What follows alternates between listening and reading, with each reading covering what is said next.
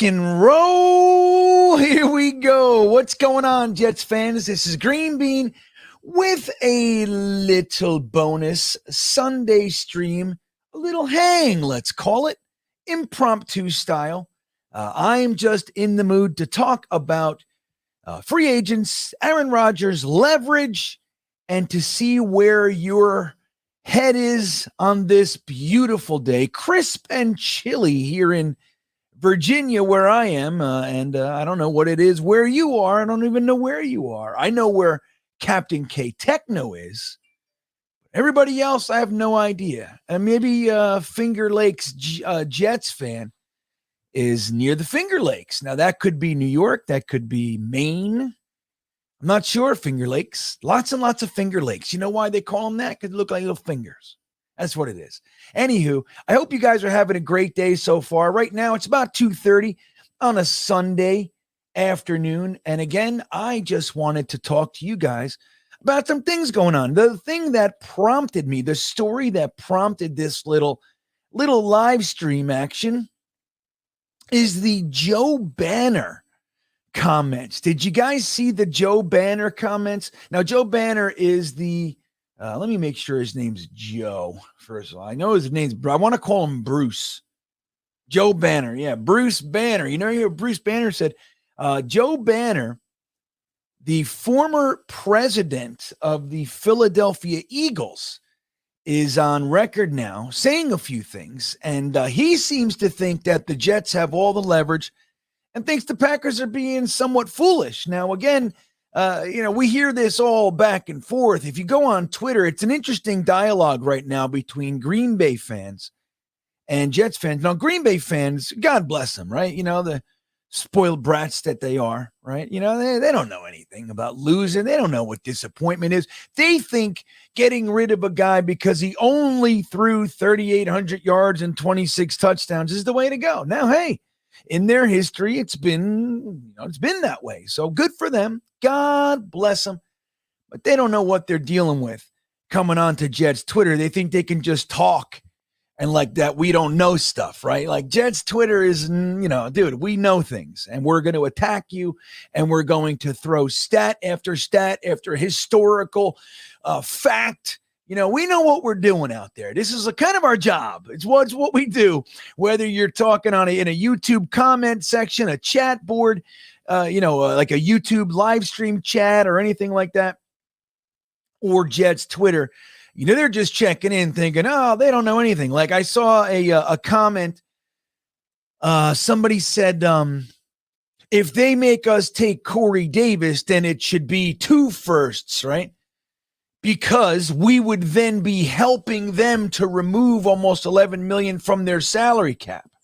And I don't really get into this stuff very often, right? He said, please explain to me how it is that a guy that we could cut tomorrow with is almost zero ramifications. Tell me how you taking him helps us. Please share that with me. Because we can cut him tomorrow. It's a zero. I mean, maybe if you want to say the $300,000 that we would save, I mean, yeah, okay, I guess.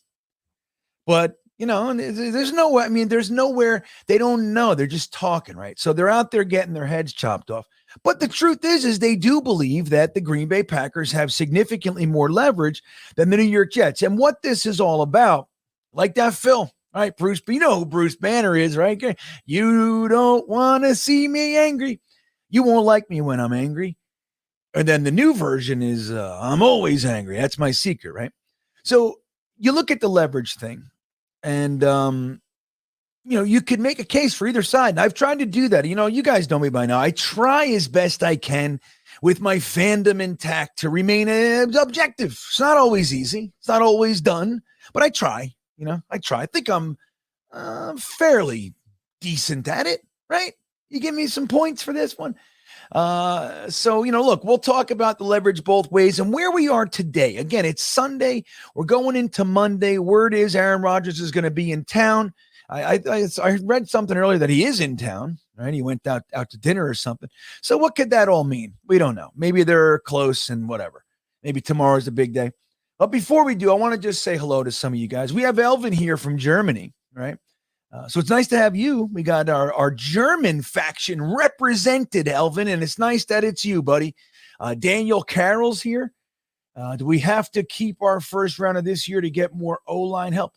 Yeah, well, we'll talk about that as well, because I want to touch on the draft today. In addition to some of the free agent stuff that we were able to do this week, we were very focused this week. If you've noticed, right? And if you don't know, we focused this week, and I'll tell you about it. New York Jets superfan is in the house. Toronto, Canada. Right on, man. And thank you for telling me, right? This is what happens when you say, I don't know where anybody is. Guess what? I find out. That's great. So far we have Ireland, Canada, and Germany represented. I'm in Virginia, so there's that. I happen to know Phil Adams is in the Great Britain part of the UK, or Phil, forgive me. Is it England? Is it Great Britain? Is it, I don't know. I mean, I don't know what's proper, or if they both apply, I certainly am not seeking to offend, right? I don't want to get anybody upset here. So Cuca Lake, New York. So he's the New York Finger Lake. Okay, see that? I love it. Very good. So we have upstate New York represented. We have Braden here. He's from New Zealand. It's good to see you, Braden. Welcome, welcome. We have Maine represented. Right on, man. Look at us. Look at us from all over the joint. Right. And Captain K Techno, I'm not sure if I repeated myself, is in Ireland. Great to have Captain K Techno around. So let's see who else we got here. So we got Toronto, we got Ireland, we got England, we have Canada, we have Maine and New York State and Virginia. Look at us. I love it. You know what I mean? Like, this is one of the things I like to every so often look at my demographics and see where it is that this little tiny channel and this little tiny studio I've built in rural Virginia, where am I reaching? I have steady listeners in India, dudes. India. I don't know what they're doing, or if I don't know, but they're there every month. They're there. So isn't that cool? Let's see what else we got here. Green Bay. All right, John. Hey, Hepburn's in the house. Good. Oh, Dallas, Texas, right there. Kenneth, 48 degrees here in Dallas. Yet we had 21 this morning. It's not that anymore. It's a beautifully sunny day. When it's cold but sunny, it's like my favorite. It really is. It's my favorite. Like crisp, cold air, 30s, 40s, 50s, and it's sunny and clear. So you get like that warmth. I love it. And then once the wind kicks up, you know exactly how cold it is. You're like, oh, that's cold. But that's the kind of day we're having here. 48 down there. It's pretty cold for Dallas, right? Dallas gets cold. Dallas gets hot. Dallas gets hail. Hell, a weird place you got down there. But I will say congratulations, Ken. I'm not sure if you were aware, but I am acutely aware.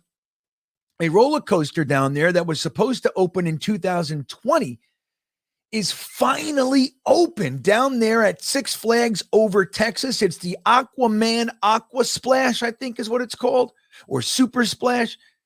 Really, really cool coaster. It's like it goes up and it goes back and then it goes up. And then when it's up here the second time, the water fills up and then it comes in and splashes. So the early returns are wonderful. And congratulations. When I was there 2 years ago, it wasn't open. So, Farouk is like, I'm tired of this. Look, man, this is, I'm with you. Don't get me wrong. We're the only fan base, Farouk, that we get the best news ever, and it doesn't mean anything. That's us. You see it? Like everybody else, they go, oh, we're signing Derek Carr. Great. Oh, we signed Jimmy G. Yeah, here he is in the facility. The Jets, my intention is to play with the New York Jets. Yay! A week later, it's like, is he here? No. Oh. That's us. That's just us, man. Jets gang, what's up, buddy? Good to see you. Rico's here. GreenBean fans are beyond, Green Bay fans are beyond arrogant. Casual ones, that realistic ones know they aren't getting a haul. Right. Well, again, generally speaking, Rico, in the best way possible, with the most love and respect I can lace within this next comment, they're spoiled rotten, dude. They've had Hall of Fame quarterback play for the last 30 years or so. Think about it. We drafted Browning Nagel to replace Ken O'Brien. They traded for Brett Favre that year when Atlanta drafted Favre right before us. Is who we wanted, by the way. But we've had fucking O'Brien, Nagel, Boomer, Bubby Brister, Neil O'Donnell, Frank Reich, Vinny Testaverde, Chad Pennington, on and on. Fitzpatrick, McCown, Geno, Sanchez, Bryce Petty, Sammy, Zach. It just goes on. Geno. They've had Brett Favre and Rodgers. So they don't know. They don't know what it's like. You don't know what you got till it's gone. That's the way it is. And they're going to learn, most likely. Maybe the Jordan Love, maybe the formula stays intact and it continues for them. They're doing it. They found a formula. They're doing it. But now it's on Jordan Love to see if he can do anything, right? So we got Niagara Falls in the house from Jay Romanoff. We got Brooklyn, little action from Puerto Rico. My girlfriend for years, Junior, was from Bayamon, Puerto Rico. We'd go down there every year, like 3 years. I don't want to make it sound like, but I was with her for 7 and we went down there for 3 for like 3 weeks. So I would go into the mountains with the people, I didn't hang out in San Juan. I'd visit San Juan, but we hung out and then we go to Ponce and I'd go to La Paguera and all the beautiful stuff, man. Aguas Buenas, beautiful, beautiful, beautiful places, man. El Yunque, just the best. I miss Puerto Rico. I sincerely do. Brooklyn's here with Red John. San Diego, look at this. Holy shit. Nicholas Joseph is from San Diego. John Harrington is in Tampa. Jigs is Long Island via North Virginia. That's right. You're up there in Northern Virginia. Nova, we call that. Long Island, you got Connecticut. Derek's in Long Island. Look at this. Flight rights in Connecticut. Friend, hope you're doing well this time. Yeah, right on, William. It's good to see you, buddy. Chances in Kansas City. Look at us. Dude, we are rocking it right now, man. Rocking it. Michigan, from Jason's Jets, and Jet Life is in Toronto, Canada as well. Nice. Kenobi clones in Connecticut. Nothing wrong with that. You got good pizza up there, right? You also have Lake Compounce. Beautiful, beautiful theme park with Boulder Dash, one of the greatest coasters in the country, in the world. Really. I'm with you, Robert. There's no way Joe Douglas is going to cave, but let's see. Let's see what happens, right? Holton is in Georgia right now. Wow. And I saw you in Brooklyn, right? Let's see. Okay, we gotta get. I'm gonna try to blow through this. City Bert, what's up, City Bert? Thank you for the super chat, my friend. He says, when does the NFL do the schedule? Isn't that another inflection point to see if they should be primetime games? You think Goodell will push to make the trade? Well, let's take a look. There are important dates, I believe. Isn't it in July or something like that? Hold on. NFL schedule release date 2023. Let me see. Oh, May. Expect the NFL schedule release date 2023 to be on or around May 11th. The NFL has seemingly settled in on early May as its schedule release time period. The draft takes place April 27th to 29th. So expect another 2-week cushion before then when the schedule will be released. So that's a good rule of thumb, right? Let's do this. City Bert, let's you and me both, because I just said July. So let's you and me and everyone else for that matter. Let's try to absorb this one and remember it for future. We now know it's in May. That's when it is. It's in May, everybody. So there you go. But it's a good point. I mean, look, if we get Aaron Rodgers, we're going to have some primetime games. There's just no doubt about it. You look at, you got Sauce Gardner, you got Garrett Wilson, you got Breece Hall, and then there's, the other guys, the ancillary stars, the Bectons, the ABTs, the DJ Reeds, right? The Quinnen Williams, man. We're talking all pros, rookies of the year, MVPs. Like, we got a nice collection of stars that the NFL is going to want to push. We got the stars of yesteryear and Aaron Rodgers, and then we got the stars of today in Quinnen Williams, and we got the stars of the future, Garrett Wilson, Sauce Gardner. I mean, they're today too, of course, but so I think it would make a bunch of sense. A whole bunch of sense, man. So we'll see. I personally hate primetime games. I'm hoping for one this opening day, because I have to go. I won't be able to make opening day if the opening day game is, if week 1 is at home, I won't be able to go. And that breaks my heart. Be the first time in years. But, anyway, we'll see. So I'm hoping for maybe a primetime game, or I'm hoping that we're just away week 1. That's what I want. I want away week 1. Give me home game week 2, and then I'm good. Let's see. DC Jets gang. Yeah, man. Let's see what else we got here. Middle of May. Yeah, there you go, Mike Bonnet. So Mike had it for us, City Bert. See, some people know. That's the thing. Like I said before, like when you're a Green Bay fan, think you're going to just poke your nose in a Jet situation and go blah, blah, blah. Like, do we know stuff? All right, we know. You want to talk shit, you're talking to people that know. You better bring your notes to this one. Look at Braden. He says, I live in the North Island, but today I'm in South Island at my parents' place, 7:30 a.m. Monday morning. So think about this, everybody. Right now, I'm in 2:30 p.m. on Sunday. Braden is already in 7:30 a.m. on Monday. Isn't that just a mind meld, man? It's like such a wacky thing. Well, look, enjoy your visit with your parents, man. I wonder how far, from island to island. I wonder how far that is. I mean, New Zealand's long, right? As not so much wide, right, as it is long. I imagine it has some distance to cover, depending, right? You definitely can take some time to get from one end to the other. Hawk says, oh, look, we got another Dallas fan, right? Oh, no, I did that already. Hawk says, it's cold as fuck this morning, man. It's sunny. It looks sunny to wear a little t-shirt, change my right. You're like, oh,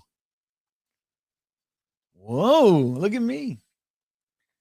Yeah. So what else we got? Trey Wingo's here. Look at that. Trey, tell us stuff. At this point, I hope we're talking with Lamar, to be honest. No, Trey, you know the deal.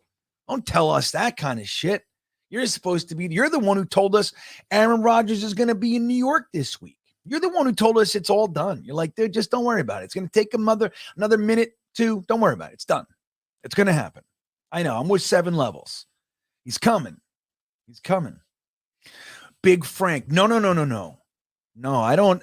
I made a post today. Did you guys see it? Here's what I did. And this will lead us to, I'll put this up there. I want to get to Ask Damar, but I'll put this up there so you guys can see it. And this will get us into our first topic today, which is kind of the deal we're talking about, right? But this is the tile. I make tiles for Instagram sometimes, right? One of my tile, I made a Kyle Clifton tile because nobody respects this man, and he's so worthy of at least our respect, but it should be NFL. He never made a Pro Bowl, led the NFL in tackles numerous years, never even looked at. So Wayne Quebec grabbed it and retweeted it and says, so that was cool. So I make these tiles. You see this? So this is the ex-Eagles president, Joe Banner, on the, Frank, I'll take your comment off there, on the Aaron Rodgers negotiations. He said, believing the Jets will do something that will reflect impatience is not leverage. That's just hoping they're stupid, which we already know Joe Douglas is not. Say what you want. Makes a good move here, a bad move there. That's fine. You like this guy? That's fine. You can have your opinion. But I think Joe Douglas has proven he's not stupid, dude. He's not. The things he's pulled off, You don't get Andy Reid to give you, a right guard with starting potential for free, being an idiot, right? That's what Braden said. Braden said, "Don't worry, he's coming." So yeah, so this is an interesting take. So I do not think Joe Douglas should cave at all. I don't like, a lot of people have gotten to the point, Frank, that that a first round pick is caving. And maybe it is, but again, like for me, from my perspective, I thought a first was what it was going to take. One. And then maybe a conditional. That's what I thought. Well, that sounds realistic. I mean, think about it. If we think adding this guy can get us to the Super Bowl, then why isn't he worth the first round pick? Fuck, man. We give, second round picks for Sam Darnold. You know what I mean? So it's like, I don't know. That's just me. I'm hoping for less, of course. I'm a Jets fan. I would love to see him get him for a seventh. I'd love to see him. They go, you know what? You're taking all of our cap, so just take him. Thank you. I would love that. Astamar Darkstar checking in. Thank you, buddy. He says, breaking news, New York Jets have shown interest in Antonio Freeman, Sterling Sharp, and Ed Lacy, as per A-Rod. Ed Lacy. Let me see this. How old is that guy? NFL. Hold on. Let me see. Ed Lacy.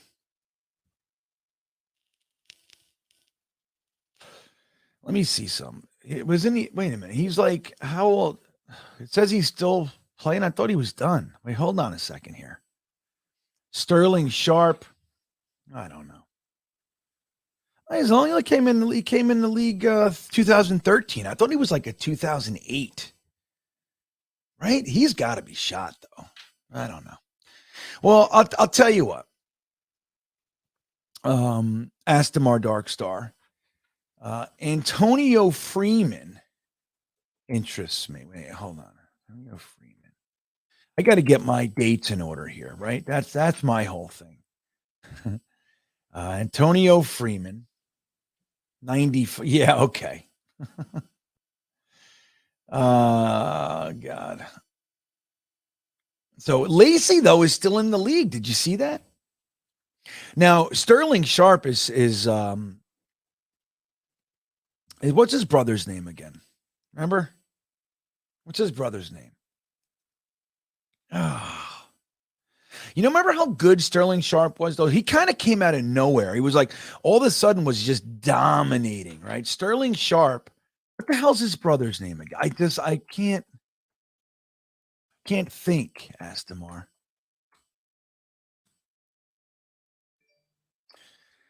Sterling Sharp.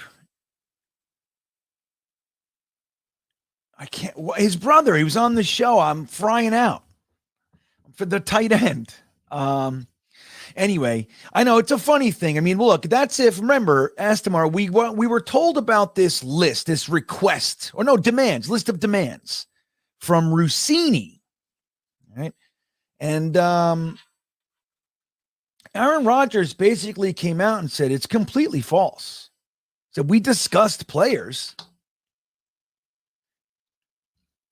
And he said, like, OBJ, yeah, we talked about OBJ. Yeah. Who wouldn't want OBJ? That's what he said. This fucking guy's good. But it's like, then there was the tight end, Mercedes Lewis, and he's obviously toward the end of a very, very solid career as a blocking tight end. But it's like, it's a funny thing because you're not the first person that I've seen. I get, these comments are coming up and then they're funny. It's a funny thing. It's like, if we buy that the list is real, that's one thing. Now, if you're just talking about Aaron Rodgers being 39 years old, that's an argument too. I mean, what's the joke? What's the joke? I mean, like, there are people, right? And I don't remember, Astamar, off the top of my head where you stood on which quarterback and which if you didn't want Rodgers. I just don't remember, right? I know we've talked, but I can't quite remember. Hold on, I'm getting a text from hold on. Back from Boston, reading this now. Okay. All right. I thought it was an informational text as far as our live stream would go. It's not. Shannon, thank you, Steve, and Jets Mess and Zach. You guys are the best. You guys are the best. Dude, what do you mean I don't read this guy don't read the comments? What does that mean? I'm talking about a comment, you butthole. You know what I mean? It takes a second. And in order to stay with you guys, I'd have to give you guys one-word answers. I talk. I'm a fucking long-winded guy, dude. It's what I am. Man, I talk, brother. Come on. It's what I do. You don't want a guy talking, then you got to go somewhere else, my friend. Shannon, there it is. Shannon Sharp. Remember that guy? So anyway, yeah, I mean, look, you ask me a question, I like to give a real answer. I don't give one-word answers. The truth is I'm actually incapable. I can't. It's a disease I have. It's called diarrhea of the mouth. That's what I got. Sometimes it works, sometimes it doesn't. But I gotta catch up. I gotta catch up and stuff. Plus, here's the other thing, Sam Skeet. If somebody gives me a super chat, from my vantage point, what I think is I owe them a legitimately thoughtful answer as best I can. Sometimes it doesn't work, but somebody says, here's $5 to support the channel. I'd like you to answer this question. I like to go, okay, well, let me give some thought. Let me put thought into this, right? Don't I owe that to you guys? Right? Don't I? Like Astamar, again, I don't remember where you were with the Aaron Rodgers thing, but you wouldn't be alone if you were concerned about the age piece, right? Like, what's the problem with the age piece? There's a few things. Well, one is that he could be declining. Technically speaking, we saw a declining year last year. Now, we have a myriad reasons, right? You could say, obviously, he lost Devontae Adams, his number one wide receiver. That's going to hurt. He lost his offensive coordinator that he was working with for the previous, was it 4 years, 3 years, 4 years? That's going to hurt. It's different. New play caller, the whole thing. You add rookie wide receivers. That's going to take, right? It takes time. Quarterback receiver rapport. So you got all those, and then you add was it broken thumb or whatever, so a thumb injury that he decided to play through instead of being like all these other, weak-willed quarterbacks out there that you can't blame them. But, they would say, no, I'm not playing. I'm not going to ruin my hand for this. Especially they were losing. Remember the whole first half of the season. They were losing. So it could justify like he didn't even want to play. So he played through all that. So you got reasons why he might have slipped, but it's still a slip. So you got a 39-year-old guy with the lowest stats he's had in 5-6 years, whatever it might be. And then he's contemplating retirement, right? How many years is he going to play? Is he going to play 1 year, 2 years, 3 years? Is he going to come in, play half a year, get injured, and that's all you get, and you traded 2 first? You know what I mean? So there's all those arguments against somebody who's this, which is why, while I said the whole time Aaron Rodgers is clearly the best option as far as talent, I was a fan of Derek Carr. Why? I think Derek Carr is a very, very good quarterback, underrated in my opinion. But he was more than likely going to play for 5, 7, 10 more years. If Derek Carr plays till he's 42, which is what we're hoping Aaron Rodgers plays till, you would have him for 10 more years. 10 years? Shit, we had Sanchez 10 years ago, dudes, right?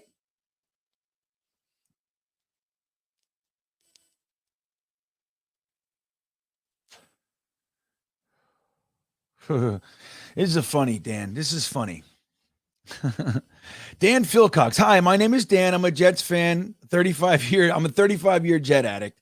I will see a hope dealer year after year. God grant me the serenity to accept the trades I cannot change. This is Jet Anonymous, right? Yes, it is actually, Dan. I went to my my other anonymous meeting this very morning, my Sunday morning men's group. So I relate. This is funny. This touches a nerve here, Dan. Well done, sir. God grant me the serenity to accept the trades I cannot change. That's beautiful. Well done. All right, so let me see. Now I got to catch up. Let me go. Oh, Estemar's back. There he is. See? That's the other thing, Sam Skeet. You know what I mean? I know Astamar. I mean, as much as we know each other, right? Astamar's been around a long time, dude. I'm gonna give Astamar Darkstar my full respect, even if I have a sneaking suspicion he's fucking with me. You know what I mean? I get it. I get it. Believe me. I mean, look, anybody can be had, right? Anybody, especially when you got a million comments, of course. But generally speaking, I get it. I was a stand-up comedian for over 10 years. I was an addiction therapist for 15. I ran groups with 30 manipulative drug addicts. You know what I mean? I get it. I see it most of the time. But I'm still going to answer the question. Why not? She says, GreenBean, we both know it starts quarterback first, then center, then guards, which is interesting. And a part of what we're going to talk about today, Astamar, is just that. The Jets happen to bring in a center and a guard, both, interestingly enough, with flexibility to play the other. Now, one plays more center than guard, and the other one plays more guard than center, but they both have that flexibility, that versatility, we like to call it. Now, neither, I'm telling you right now, Astamar, neither should be the guy that we go into the season with as a starter. Neither. If we do, we're in trouble. That's a fact. But both could be seen as upgrades. Well, particularly over Dan Feeney, right? Now, Herbig was a fantastic backup for, excuse me, for ABT. And then obviously ended up getting catapulted into the starting lineup. And, and he ended up being a solid starter. Now, that's the thing with him. We lost him. They didn't blow anybody out of the water with the contract. It's a decent contract. You have $4 million. We could have matched that. But he knows damn well ABT's coming back and Laken Tomlinson's going to be here. So, and Laken Tomlinson, knock on wood, generally speaking, is healthy all season, right? AVT, if healthy, is absolutely the unquestioned starter. So Herbig's, in order for him to start, he's got to hope somebody gets injured. That's, so he went to Pittsburgh and they said, look, we'll start you. So you get it. But so he was a fantastic backup, but Dan Feeney and like Dr. Blocker, as good as he has been, he's old and he's like, he's in and out of the NFL. And so you bring in either one of these guys. I'll tell you right now. Hold on. I got it all written down. Beep beep beep beep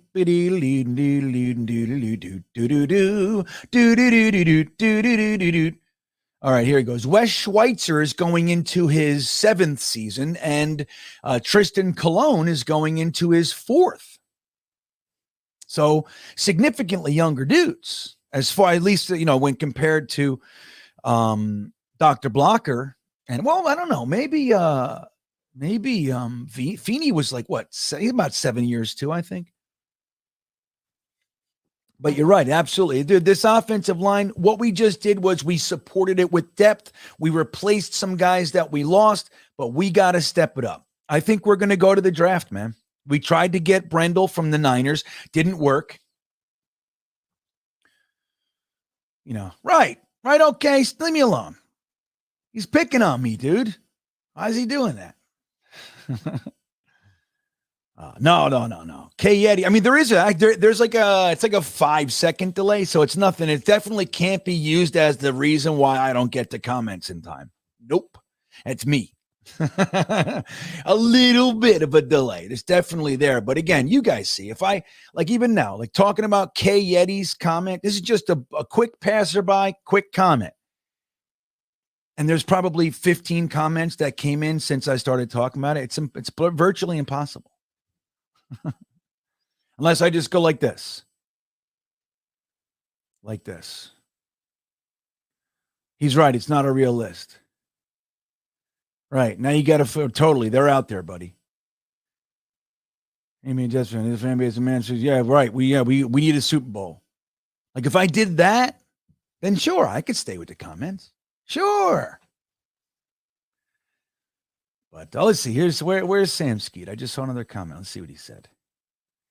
because I love Sam Skeet too. There he is. He says, but you just figured out how many people spam the chat answering your question because I answered it before you guys, dude. Like, here's the thing, Sam Skeet. I go down. So if the comment's there and you answered it after, I'm going to get to your answer after it because I'm giving the full respect to I don't give a shit what's said after it, right? I mean, if that's just so bothersome to you, man, then I don't know. I don't know what to tell you. Right. Jennifer Slattery's here. She says, it's not a disease. It's my gift. Right. That's what I think too, Jennifer. So look at this. MJ Dunn as the newest member of the Stream Beaners. Thank you.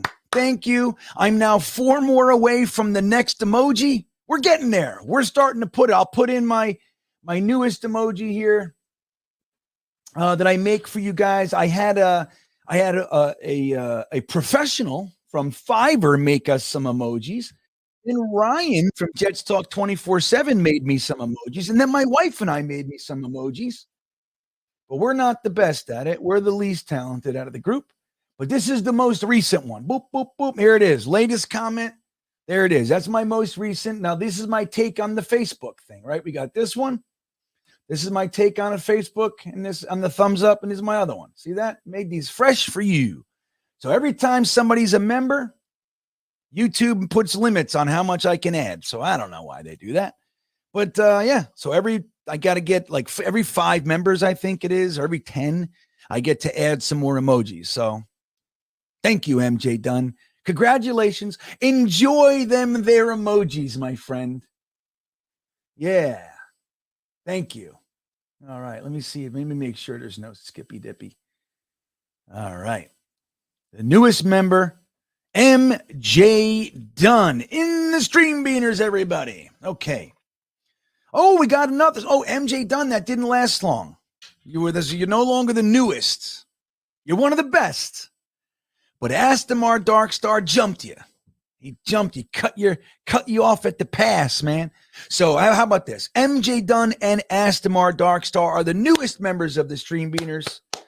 Thank you for the support, guys. Sincerely, it helps the channel. It helps me stay out here, and I appreciate it. Sincerely. All that stuff. If you want more in-depth memberships, you can go into the Beanbaggers, and the link of that is in the description as well. That's where we do breakdowns and private mocks, and we also do the classic game watch parties at the end of the month. Every month we do a classic game watch party in a private setting. It's fucking awesome. I love it. All right, so let's talk about this. So all right, so the Aaron Rodgers thing, the leverage. Hey, this shit's funny. Who didn't? I'm dark. Sam Skeet. I had enough of this. No more with you. Sorry, buddy. So the Aaron Rodgers thing, right? So we're tired of it. Why are we tired of it? Well, because we've been talking about it for 3 friggin' months already, right? We were exhausted with the free agent quarterback search a month before free agency started, right? That's us, because we just, we're intense. We're intense. We're impatient. We're high energy. And then we go, oh, I'm sick of it. And then we want to move on. Problem is, nothing could happen. So the first thing, is Derek Carr got, whatever. We could talk to him, and then we could make a trade, and they let us talk to him a little bit early. Aaron Rodgers, great. The problem with that whole thing is, okay, all that aside, we were told last Wednesday that we got ourselves a quarterback. That's what we were told. We were told that.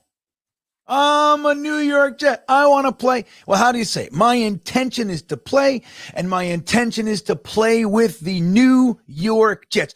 Yeah! And here we are. It's Sunday. It's about to be Monday. Or Braden's world. Braden from New Zealand is already in Monday. He's Monday. Oh, it's coming around the mountain 8 a.m. over there. So we're at Monday now, Sunday here, and we still don't have them. So it's frustrating, right? But so now we're looking at this leverage, right? We heard all kinds of shit. Now, the beginning of this process, we were talking about a first round pick and maybe a conditional, right? We were talking about that. Then slowly but surely it started to lessen. Now we give one pick or a second and a conditional. Then it was a third and a conditional. Then it was a fourth and then it was a third and that's it. You know what I mean?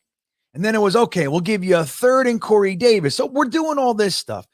But the word on the street just prior to the Pat McAfee interview with Aaron Rodgers was that the deal was done, right? We were led to believe that Aaron Rodgers was the holdup, which would make sense because we know him to be a little bit more patient, a little slower to the punch, maybe even a little drag-assy, right? We could confidently say that. Where'd it go? So we don't know. We think it's Aaron Rodgers. And then he comes out and says, hey, guys, I made my intentions clear last Friday. This is on Wednesday. So now we got Friday, Saturday, Sunday, Monday, Tuesday, Wednesday. So for 6 days, the Packers and Jets have known about my intentions, which is why the Jets went out and grabbed Alan Lazard, I would imagine, and, looked at Brendel. Aaron Rodgers talked to him and some other guys. But what we learned, or what we're hearing, is that the Packers decided to change their minds on the compensation agreement. Now, again, we don't know how accurate that is, but shit, man, come on. We were told it was done, and then now it's not done. So it can be frustrating on our end. Totally. Very, very frustrating. So now we're hearing all this stuff about leverage this, leverage that. Who has the leverage? Now, again, in my effort to be perpetually objective, which I fail at some days I'm good at it. I try to figure out who really has leverage. Now, the Jets have some leverage because we're the only team that Aaron Rodgers has said that he's willing to play for. Now, we don't know if that would change if they give him permission to talk to let's say the Titans or who am I thinking of, man? The Colts. That's what I'm thinking of. They just signed Gardner Minshew, but I'm sure they're looking for another guy, their starter. So what happens if that happens? And he goes, you know what? On second thought, I want to go play for the Colts. So we don't know. But as of right now, we're the only team that he's agreed to play for, which he can put the kibosh on anything. If they want to get any compensation, then this should happen. And not for nothing. Don't forget, it's not just getting compensation for him. It's getting rid of a large sum of the dead cap, which I don't pretend to fully understand the details. This one's complicated, man. I'm not good at it to begin with. Contract stuff, numbers, it's not my strength. But this one is weird. All kinds of crazy stuff in there. And it's funny because I've talked to, how many people? 100,000? And a lot of people seem to think that they know exactly what's up. But then I know what's going on. This is what it is. I go, oh, okay. And then somebody else goes, no. It's this. Okay, well, who's right? I don't know. When a third guy comes in and goes, neither of those guys are right. It's this. Okay. You know what I mean? So we're kind of spun around here. Well, what we can say is that theoretically, the Packers could just decide, we're not trading you, bro. We're not giving you away for this. We already agreed to the money. Whatever it is. We don't care. They could. It's called cutting off your nose to spite your face, right? But they could. And there's the other thing that they could wait till September before the $56 million piece comes in. They could wait all the way to that. They could. But then there's the other side. Like cutting off your nose to spite your face is a very negative way to go about things. Spiteful. Right? So you have Jordan Love. You want this Green Bay Packers quarterback formula to continue to work.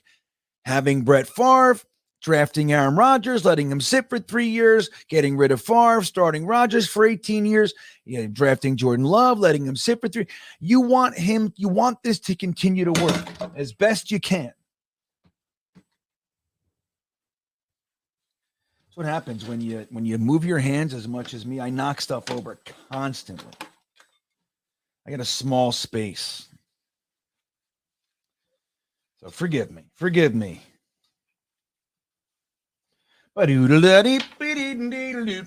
Okay. So the thought process there would be like, well, dude, you have an opportunity to get, let's say it's a second and a conditional that can go to a second next year if he plays. You're talking about bringing in an additional premium player, top 60 player, man, for Jordan Love, whether that's defense, offensive line, wide receiver, tight end, running back, whatever it is. You're talking about giving Jordan Love that additional asset to help ensure that he's going to succeed. Because let me tell you something right now, in complete honesty, I remember when Brett Favre came out, even though that particular quarterback class they didn't get taken in the first, that group was taken in the early second round. But still, Brett Favre, Nagel, dude, they were highly regarded. Aaron Rodgers was significantly more highly regarded than Jordan Love was. Right? Jordan Love, they didn't even know if he'd be a first. It was good, good prospect, but there wasn't like a passionate, support for Jordan Love being the next quarterback. The thought was that he would need to sit, which is fine, but Jordan Love was not the prospect Aaron Rodgers was. So it might behoove you to get as much as you can. Like Aaron Rodgers is gone. Take the money relief, the cap relief, and the pick, so you can do the best that you can to support this kid. But if you want to squeeze the Jets and like, I'm not taking a second, I want a frog. All right. You want to do that.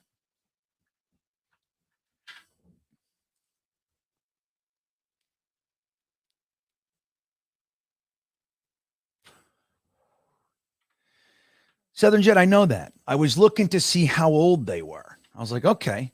I think it said Lacey's still in the league, which surprised the shit out of me. I knew it was a joke. I mean, come on. We're talking about Sterling Sharp. He was in the 90s. I was probably 13, right? I was like 15 years old when Sterling Sharp played, something like that. I know that. I was digging in. Like I used to tell people all the time in groups, I'd say, look, we can have a conversation. We can try to help. We can do everything. If you want to be ridiculous, I can out-ridiculous anyone on earth. There's no one that can out-ridiculous me. I will take the entire 2 hours and go down this wormhole of ridiculousness with you to the point where you're like, I'm sorry I even brought it up. I could. No, I don't think Astamar was doing that. He was busting chops. He's playing go. Again, I didn't know if he was talking about the fact that Aaron Rodgers is old or that the guys on the list were old. You know what I mean? I don't know. I just went with it. But I know. I was just looking to see how old, other than Sterling Sharp. I knew he was the 90s somewhere. But anyway. Remember, Lacey was only good for I remember he was so good too, man. For 2 or 3 years, he was unbelievable. And then he kind of fell off a cliff fast and they replaced him. Fell off a cliff, as running backs do. That's interesting. That's the whole thing with running backs, So, all right. So the leverage thing is interesting. Now, the Jets, where's the Jets list? So that's, you could say Green Bay. They could wait. But here's the Jets problem. The Jets side of this, and it's very real, guys. We let every other quarterback of any consequence get scooped up. And we're down to, the Brissetts and the Minshews of the world are gone. The Darnolds and the Mayfields are gone. The Carrs and the Garoppolos, they're gone. They're all gone. Even Andy Dalton is gone, if I remember correctly. Right?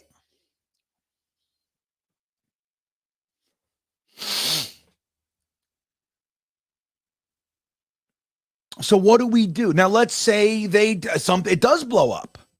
And this is where their leverage comes in.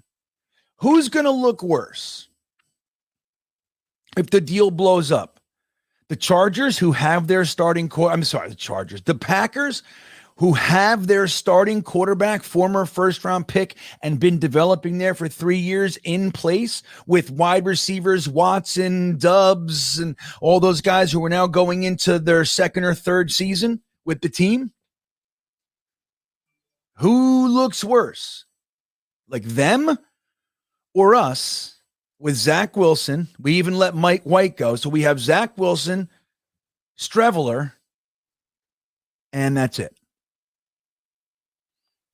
So who's in more trouble? That's where the leverage comes in. And if the Packers want to push that and go, dude, look, it's a negative for us, sure, but you're the ones that need to cave. Depending on the request, you have to look at that. Now, if you're talking, they're like, we want 3 first, and you tell them the pound salt. All right, I can't do that, dude. I don't care what it looks like. I'm not doing it. I'm not doing it. So you gotta, if you want any deal to happen, you gotta get off that. Okay, but if we're talking about a second to a first, I don't know. That kind of a thing. And they don't want any players, or let's say they're saying we want Sauce or Quinnen. You got to tell them, all right, well, I don't want it. I'm not doing that. Like a first-round pick is worth less than Quinnen or Sauce. Why? They're both first-round picks too. Quinnen is going to cost you $22 million a year or whatever it might be. Well, because they're hits. You cannot guarantee a hit. Sauce Gardner, even though he's a 1-year vet now, he's worth significantly more than a first-round pick. So if it's 13 that you got to pay or Sauce, you pay the 13th pick. Because I don't know what this 13th pick is going to be. It could be Vernon Golston. Could be D. Milliner. Could be Sheldon Richardson. Could be anything. Sauce, on the other hand, is at least, it's early. It's very early, but he could very well be a hit. Okay. Looks like one. Looks a lot like a hit. So that's worth more. So that's the whole thing. Scott Wilson with some logical take. What is this? Both teams need each other. Each has a position of power on one another. Makes for a very interesting negotiation. Both sides need to identify what's important and get back and compromise the rest. Dude, Scott, I couldn't have said it better. Now, the understanding is that they were there. The problem is the Packers changed their mind. And that's probably where the bad blood comes in, the negatives, the stick in the spokes. You know what I mean? Like, hey, dude, we wouldn't have gotten here. Like, you said X, Y, and Z. You're going to go back? You're that guy? You know what I mean?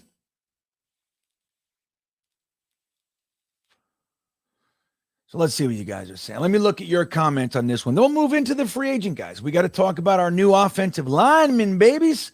E-Boogie's in the house. Look at him. Good for my emojis with E-Boogie. It's great to have you here, man. Jennifer says GreenBean or Green Bay. All right, okay. Can whine all they want, but the market is set by Lamar's 2 firsts cost, whether the Jets pursue him or not, which means Rodgers can't cost 2 firsts himself. It's logical. All right. Well, when you're right. You look around at the most recent trades for quarterbacks, whether it's Russell Wilson or Deshaun Watson, none of them are 39 years old. That's I think the big difference. Right? You have the Matthew Stafford. He was older. But they also had to take on the contract of, what the hell's his name? I'm fried, dude. I really am. I'm so fried. What the fuck is his name? Goff. But they had to take Goff on. So they gave 2 firsts, but they also got Jared Goff, which is a plus and a negative. So the Rams needed that contract off their books. So that's where the extra first came in, So you look at it, right? It's very difficult to justify two firsts. One, sure. Like, again, I was talking to you guys a couple days ago. Yeah, Ben Jones is in Florham Park. The rumor. Did you hear that rumor, guys? There's a rumor out there right now. We were talking about it last week when the Green Bay Packers announced that they were moving on, to a certain degree, when the president said that. And then Rodgers said he wanted to play for the Jets. The assumption was they've lost all their leverage. Now we're only going to give them this. People were telling me I'd be surprised if it was even a third. I said, me too. Not for the same reason. Again, Joe Douglas has done very, very good, very solid trades, man. Sometimes you can't even believe how he does it. You hear the rumor that he's out there. He was talking to people about a trade for Braden Mann. He got that sixth for Blake Cashman last year. Which, by the way, very interestingly, Blake Cashman had his least injured season last year. Isn't that funny? So to them, they're like, it's well worth the six. But at the time, the fact that Joe Douglas got a sixth round pick for Blake Cashman was seen as miracle stuff. So if he's able to get a pick for Braden Mann, you know what I mean? It's crazy. So he does that sort of stuff. So you like to think, okay, well, JD, he knows what value is. He knows what he's doing. He's not going to get slapped around and the whole thing. But the idea that a first is too much, I don't know. I never felt that way. Again, I'd love to see them not have to give it up. I want our first. I'd love to see us have our first, slide back, recoup whatever it is that we got to give them. And then, you know what I mean? And then kind of get it for free. I'd love to see that. I don't know. I just always thought we were going to have to give a first for a quarterback of Aaron Rodgers' stature. So it's going to be interesting. What's up, Gotham Green? Good to see you, man. So what's this stuff about? Let's see what's going on. So it's being reported right now that Ben Jones, the center, is in Florham Park.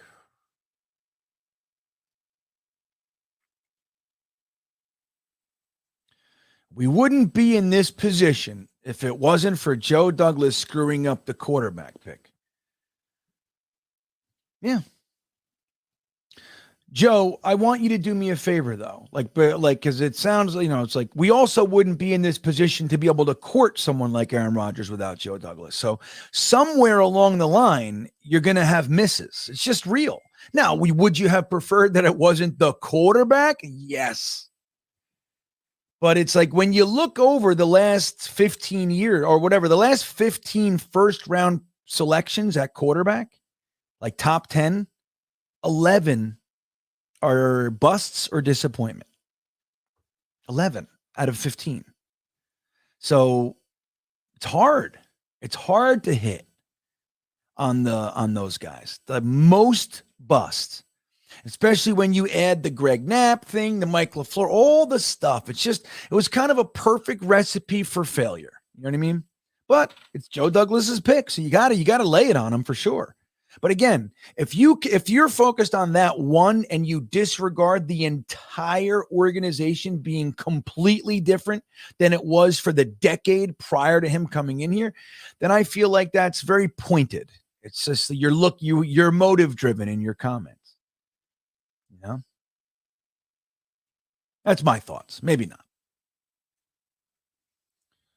Let's see. What did they get for Tom? Nothing, because he was a free agent. It's different, David. He was an unrestricted free agent who just chose not to sign with his team. I think they had an offer, right? He just said, no, I'm looking to get out of here. So it's a different situation. You know what I mean? Random Jets fan. I think Green Bay realized they were dealing with JD and knew they were going to get fleeced. Hence the take back on the right. It didn't matter what it was that they agreed to. They said, whatever it is, we're getting screwed. right? It looks good now, but whatever it is, in a week, a month, we're going to find out we got screwed over. I'm telling you, man, I wouldn't put that down as, I think that's very possible to be a fact. It's like, you ever read the book on Steve Jobs? Steve Jobs, the guy who ran Apple for many, many years. The guy who started it with Wozniak, ran it, got fired, it crumbled, they brought him back, and he rebuilt it, right? That guy. They said he had something called a distortion field around him. That when he wasn't there, his staff would think he's unrealistic, he's a tyrant, there's no way this can be done, he doesn't know what he's talking about. And then he would come in the room and talk to them. And while they were with him, it all seemed realistic, and they said, okay, I'll do it. And then when he left, they said, what the fuck was that? There's no way to do. So he had what the staff for years at Apple called it, the Steve Jobs distortion field, something like that. And they would actually tell each other. They had codes like, hey, you're in the like they would walk by and say, like, pigeons are eating cheese. And that would tell them, like, holy shit, I'm buying in. Like, I'm in the distortion field. Steve Jobs had this air about him that made people believe things that they didn't believe when he wasn't there. So Joe Douglas seems to kind of have that, to a probably lesser degree, but he kind of has that. Like when people are trading with Joe Douglas, they agree to things. It's all great. And then they hang up the phone and it's all done. And then the whole world goes, ha, ha, ha, like the Jamal Adams trade. Very few people thought that was a good trade for the Seahawks. I happened to be in Washington State, maybe a month after that trade. I was up there. Remember, I was in my RV and I talked to a couple Seattle fans. I meant to interview one, but I just never got it done. I meant to. There was a guy in my camp. I was up in Leavenworth, Washington State. Gorgeous, gorgeous, gorgeous place, man. I was up in Leavenworth, and at my campground, there was a guy. He had this tent, right? Seahawks tent, Seahawks chairs, Seahawks grill. And I meant to interview him, but we never connected properly. So, but anyway, I asked a few people, what do you think of the trade? All of them said, he better continue. He better be an all-pro, man, because we gave up a ton for a safety. Like they were excited. He's a good player. They liked, but they were like, oh my God, 2 firsts. Think about it. Joe Douglas got 2 firsts and pushed a 4th to a 3rd and got a placeholder starting safety.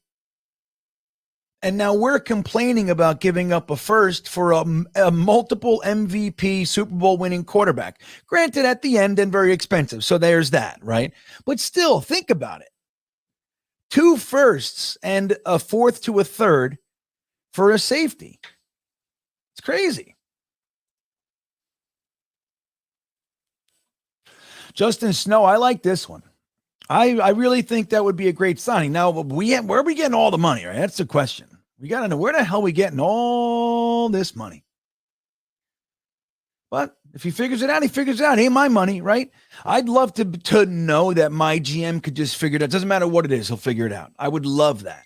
We haven't seen this side of him yet. We've seen a guy who's tearing down a team, creating assets and utilizing them. That's what we've seen. And the entire organization is different. Now we got to see him balance, having no cap, and try to get over the hump. Everything else is there, man. We're ready. Couple little places, but namely quarterback. Mr. Green Jeans, what's up, buddy? He says Ben Jones would be a sneaky steal, much like Chuck Clark. His team is getting better. I agree. Ben Jones is a solid pickup if we do that. Jeremy says JD's not giving him a paper clip. Yeah, but I think what was said before is probably true. It's like they agreed. had a minute, and they were like, wait, we just said we'll give it to him for a fourth?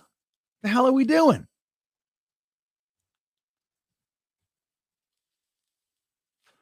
Yeah, and an all-pro Jets gang. Right. Therein lies the point. That's you're correct. That therein lies the potential to do what he did. But 2 firsts for a safety, period, is silliness. Add to it the third and Bradley McDougall. Who's, he had a chance to, he was decent. And he came here. We knew right away we didn't like him. He was like, nah. But it was a placeholder. Like, I've had people tell me Joe D sucks because, look, why did he take Bradley McDougall? Fucking free sucks. And Pierre Desir. Dude, those are placeholders. He's building the team through the draft. He needs to have people playing. So he's got his rooks out there, and he's got some vets. That's what he's doing. That's why he's 1-year contract here, 2-year contract there. These are placeholders. Like Bradley McDougall was just a guy. We just lost a safety. Bring in a vet. He can play. There you go. While it's going to take me 2 years to use these picks, right? But that's the point. That's why he was able to. And Jets gang, that's why it was so smart to do it then. Jamal Adams' value was never going to be even a smidgen higher. Never. That was max. Max. He was at the peak of his value, even though he just shot his way out of New York. Articles about Gase and blah, blah, blah, blah, blah, blah. I'm depressed and all the things. Even with that, his value was never going to be higher. He was a 2-time All-Pro, really I think the first one, he was a second-team All-Pro, but, still All-Pro. And he was the only All-Pro guy on a team that looked like just a bottomless pit, devoid of talent and hope, right? That's what it was. So everybody, the same thing happened with Sam Darnold. The reason Joe Douglas was able to get value for these guys is because he allowed the reputation that the Jets are just the shittiest franchise in the world to stay. That he just, yep, we're the worst. Save our good players. Right. Jamal Adams, as soon as he gets out of here, he's going to be even better. Sam, we're the reason he sucks. Totally. Knowing I'm building this team. I'm building it the right way. And again, if he would have hit on Zach, this team is, if Zach was even like, let's say just a top 12 quarterback, this team's, you know what I mean? Deadly. It sucks that we have to go and do this for Aaron Rodgers, but what would be worse is, because it sucks to do it, not doing it. Like holding on to, it's like, no, you got to acknowledge, man. It's like taking inventory and identifying the saleable and unsaleable goods. Hey, I can still develop Zach. He's under contract, but I would be a fool to trot him out there again as the starter. Hello. Wasting Garrett Wilson, Sauce Gardner, DJ Reed, Elijah Moore, wasting these guys. You got to acknowledge it. And I praise Joe Douglas for that. You're not going to hit on everybody. It's how long do you stay with someone who's clearly not a hit? Takes balls to do that. Right, we did. Clearly Jets forever. He is a hit. That's what I said. I said clearly Zach Wilson is a hit. You heard me.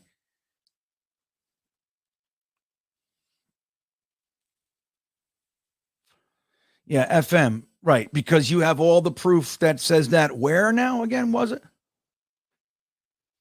We said the same thing. Remember when he was 3-0 in the Carolina Panthers? He was 3-0 by essentially throwing dump-offs to Christian McCaffrey, essentially, with a well-timed zippy-doo here and a zapparata here, a little sling-slang on the other side over there. But generally speaking, the offense was Christian McCaffrey. When Christian McCaffrey was run into the ground by week 4 or whatever it was, Sam Darnold completely collapsed. Do you remember Terry Bradshaw literally said, Sam Darnold is the best quarterback that Carolina ever had. the Jets are fools to let him go. They ruined him. Now, I'm of the school of thought that absolutely the Jets didn't do Sam a single favor, man. We didn't even give him a quarterback coach. 2 regimes decided Sam Darnold doesn't need a quarterback coach. What is that? Poor kid. Never gave him above the 29th offensive line. He's never had better than the 29th offensive line while he was here. Revolving door receivers. He developed a rapport with Terrell Pryor. We fucking cut him. 3 touchdowns in 2 games. Get off our team. We don't need none of that. So we definitely hurt Sam. There's no question. Adam Gase and Dowell Loggins, give me a break. Jeremy Bates. So when he left, everybody thought, oh, look at Sam. And he was 3-0. Oh, my God, he's the best. The Jets suck. What happened? Talk to me. You know what happened? Joe Brady got fired because he couldn't do shit with Sam. And ultimately, Matt Rule got fired. That's what happened. And they needed to go sign Baker Mayfield. They drafted Corral out of Ole Miss. Now they just traded up to get another quarterback. That's what's going on. They just let Sam go. Why would they give up all their assets and DJ Moore to go get a quarterback if Sam was going to be the number 2 quarterback in the NFL, dude? Now, I don't know what the hell's in the future for Sam, but please, you have to understand that your comment is based in a big fucking pile of dog turds. You know that, right? You at least have to know that. You can hope, sure. It's like this one. We did hit on Zach. Sam's a number 2 quarterback. Boom, boom, boom. What are you guys fucking playing tennis? What is this, pickleball? What is this? Look at these comments. Find me the basis of fact that's not speculative conjecture about what could be, and we'll talk. Sam could turn around and look at Geno. Geno Smith, 14 years later, or whatever the hell it is, 9 years after he left the Jets, finally has a good season, and everybody's like, oh, the Jets. I don't know what Geno will be. Sure, I'm ready. Fuck it, man. Let him have a career. Let him get his big-ass contract. Good for Geno, right? But make no mistake, keeping Geno would have been the dumbest move ever. He had to be humbled by life, that guy.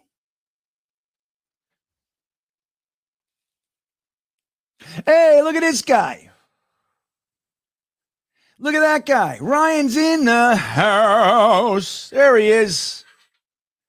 What's up with Ryan? Jets Talk 24/7. Talking Jets panel home. Right on, man. Let's see. GreenBean will like this. Calais Campbell and Kevin Byard would not count against the comp formula. See that? Cuts. That's the best. What does they say? Right now we have, I think over the cap said 2. I see 3, but whatever. Who am I?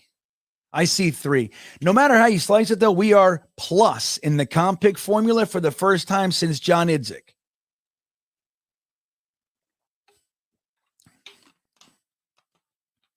You know what I mean? So that's good. Let's get this guy's face off the screen. Oh, my God. How long are you guys going to leave that guy there? Sheesh. Holy shit. It's a funny comment, though. Now, I will say this. Right, Matt? I will say this about Sam. He's landing in arguably the best possible landing spot for him for 2 reasons.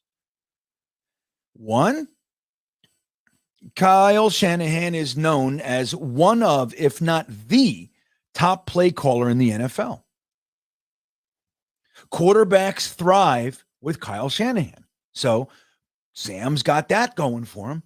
The other reason, because everybody else seems to be hurt over there, man. Nobody can stay healthy for more than a few games.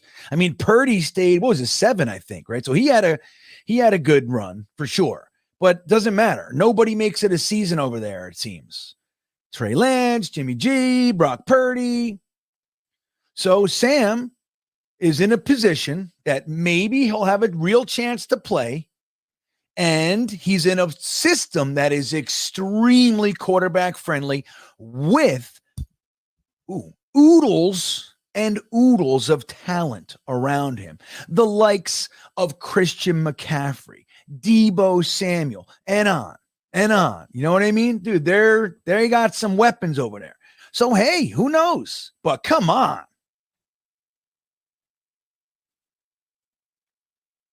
You know what I mean?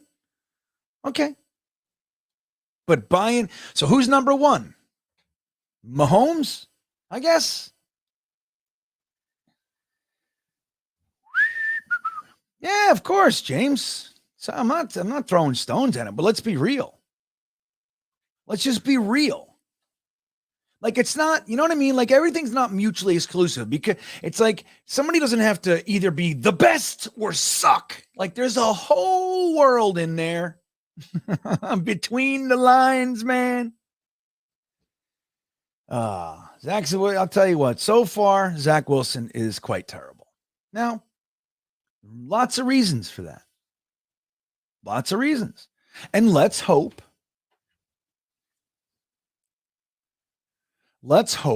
that the time away from the spotlight does something for Zach. But I'll tell you what, you know what I think? This is what I think.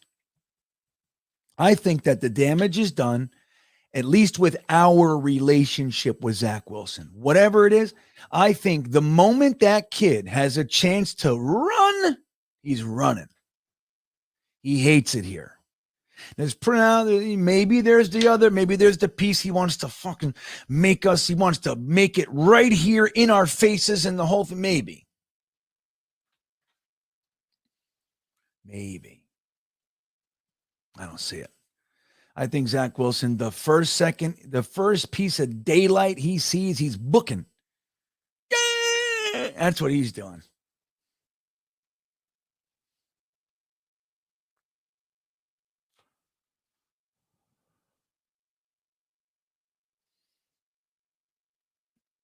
Let's see. Okay. Hell yeah. Not just the Jets fans. Tell you, man, we lost a nice chunk, dudes. Sheldon Rankins and Nathan Shepard. Obviously, Rankins more than Shepard, but those guys were here for the last 2 years. And this vaunted defensive line that we built, they were part of it, man. And we lost both.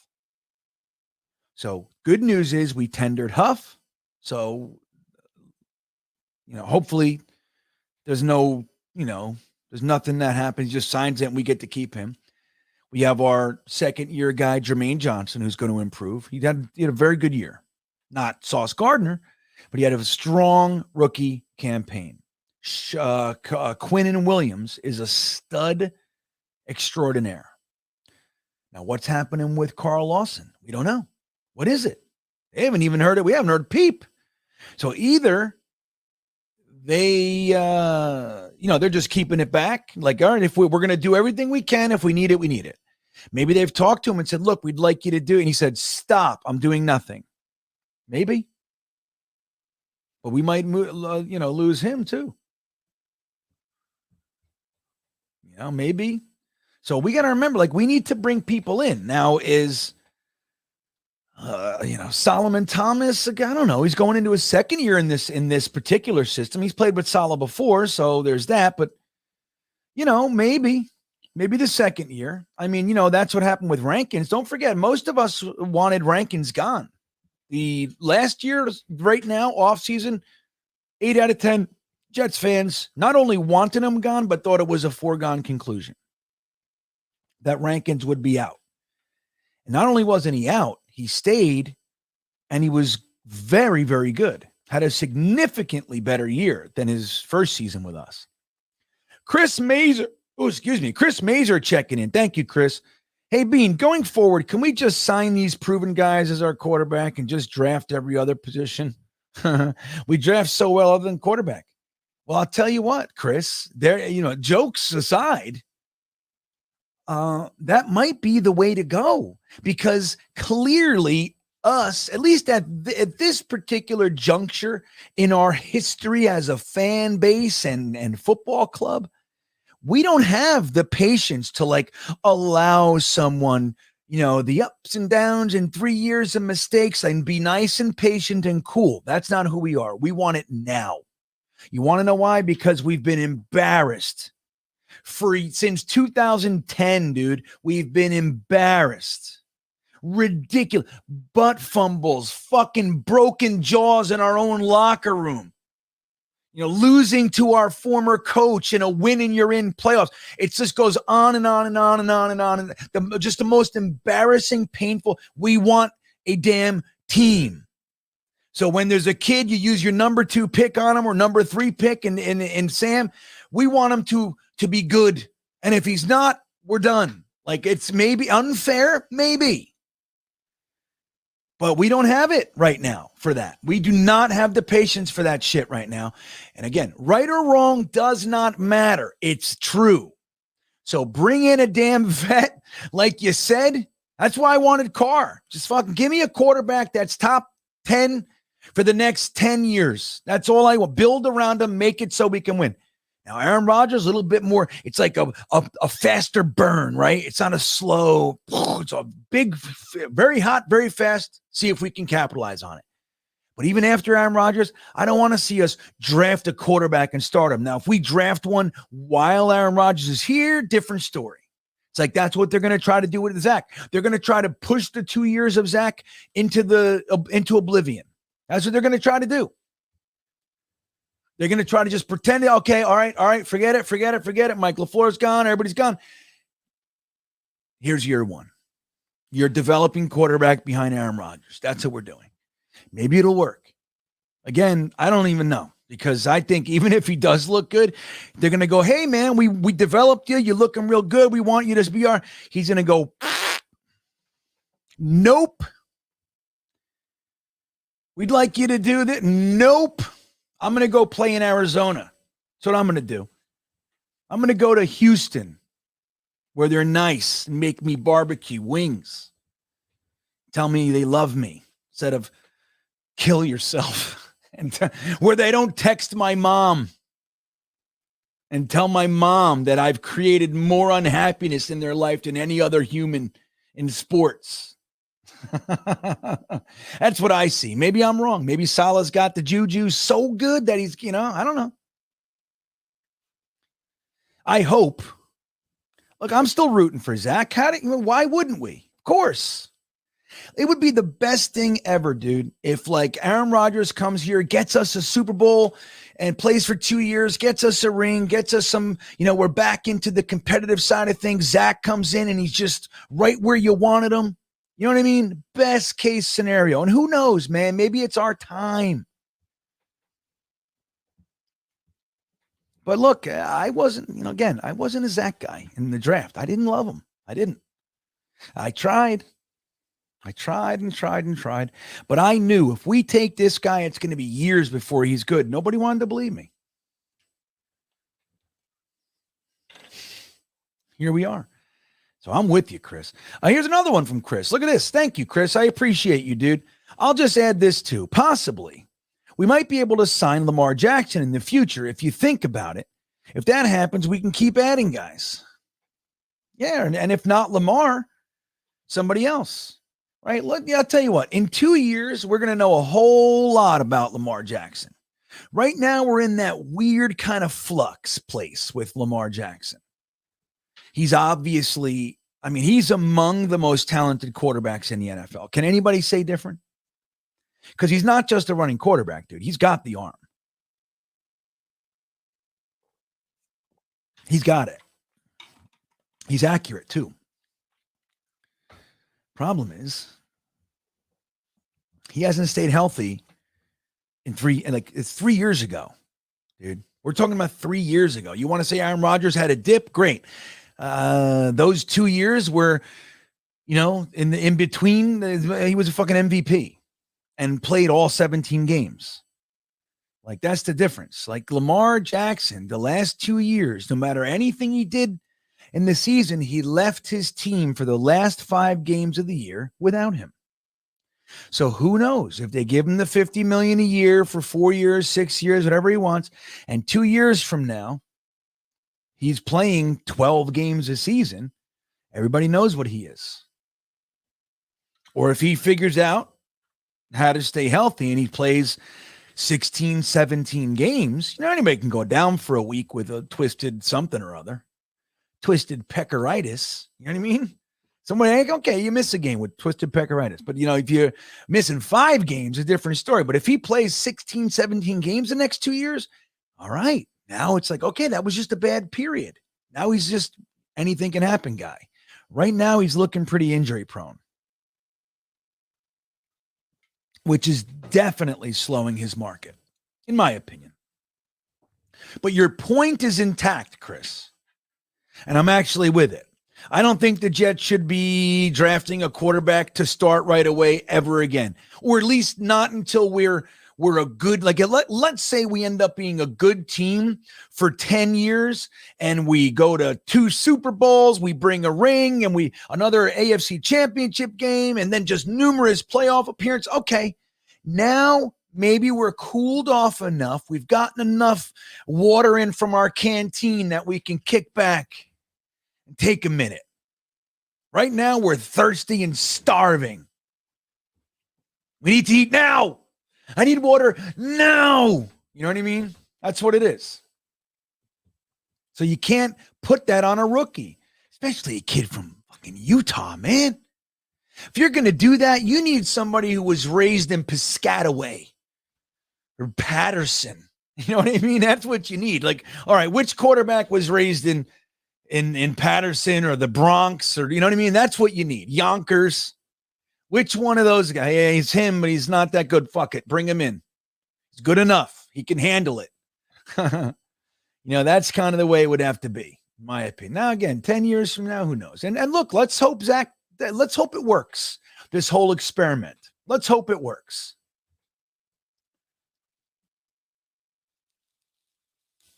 Nick Hall wants to bring Blake Bortles out. Hey, tell you, we got the offensive coordinator for it, don't we? Don't forget, they gave up on Blake Bortles too, man. They were like, the next year, they're like, yep, goodbye. And he was still there. That's right, Chris. It does sound painful. As I said it, I said, oof, in my head. Oh, that ain't good.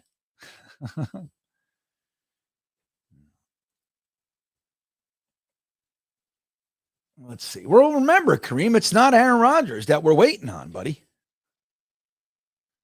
It's not Aaron Rodgers. He told them today's 9 days ago that he wants to play and he wants to play for the Jets. The Packers. Be sick of the Packers. Focus your angst in the proper direction on Packer fans. You know what I mean? Kareem, go on Twitter and go on Packers YouTube, then just rip them up. Let them have it. Tell us what to do. Jets forever. Sick Jets forever and FM and everybody. Let's sick our dogs on them, man. Go in Jets Twitter and Green Bay Twitter and just fucking shred the people that deserve it. They high and mighty, think they got something on us. They don't know. They don't know anything. They don't know what we've been through, man. There we go. Jonathan Francois. What's up, buddy? How are you today? Hold on, I just lost. He says, any sleepers that you want in the draft? Ooh. Well, here's the thing. My main sleeper is Keandre Coburn. I've been talking about him for a while. People are kind of tired of it. But here's what I think the Jets should do. We should get Aaron Rodgers over here, right? You got Lazard, you keep Mims, you keep Moore, you got Wilson. You bring in maybe fourth rounder or something like that. Somebody 6'2", somebody good, a little slower. So he's slipping, a little bit slower. But nasty, like a Michael Clemens, just shuts up and goes, where is he? I'll rip his head off. Like that kind of guy. You know what I mean? But here's what I want, Jonathan. Hold on. Sorry, I got distracted. Here's what I want. I want the Jets to do a couple of things. I want the Jets to get me a tackle. Me, not you, Jonathan. Me in particular. I want them to get me a center. Okay, like, look, we might be talking about Jones. We got some depth with Cologne or Colin, Tristan Cologne. Good. Bring him in. Come on, bring him in. But Tristan Cologne, I'll talk about it in my podcast tomorrow. You guys will see. You know, he's not, I mean, he's a bottom of the roster guy. So, okay, great. Bring him in. It's fine. Bring them all in. Let's go. But I want them to finally buckle down and grab us a center, a Linderbaum, a Humphrey. It's time. Don't be afraid, dude. Give it a round over than what you normally would do. I don't give a shit. Dude, if John Michael Schmitz is sitting there, like, let's say you trade back and you're in the 20s and Schmidt, take him. In my opinion, the tackles that'll be there in the second round will be fine, depending.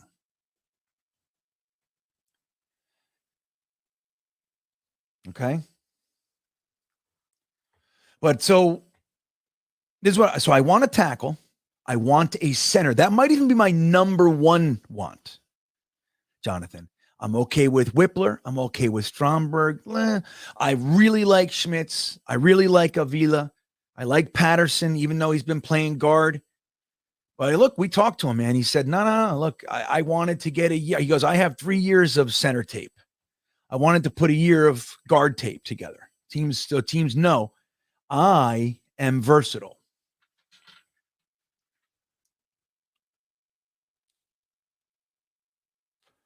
So, yeah. It's more about positions. But the other thing, I really want big defensive tackles. Like we have fast guys and even Smart is kind of he's quick. I really would love a nice space eater. So I want a center, I want a tackle, I want a space eater. I really want to bring in a safety. You can find these players, like the top 4 rounds, man, can all be starters. They can. Particularly when you're moving into the tackle shit, you guards, centers, like in the 3rd and 4th, dude, they can be plug and play. You're going to find Whippler in the 3rd or Weipler in the 3rd round. He's going to be there in the 3rd round, more than likely. You want to forego that and take the chance, more than likely he'll be there. And there's a few more that I like. But I really want to see defensive tackle. That's what I want. Keandre Coburn, Mustafa, a little different player. Mustafa is different. But anyway, I want to see some. I feel like these guys have high potential to be hits. That's where I am. Chris Mazer crushing it today. Thank you, buddy. I appreciate you, man. I feel we can only hope Zach takes in some stuff from A-Rod. Yeah. I'd like to make it clear first that I would like to see Zach one last time, though. As painful as that sounds, could give him a chip.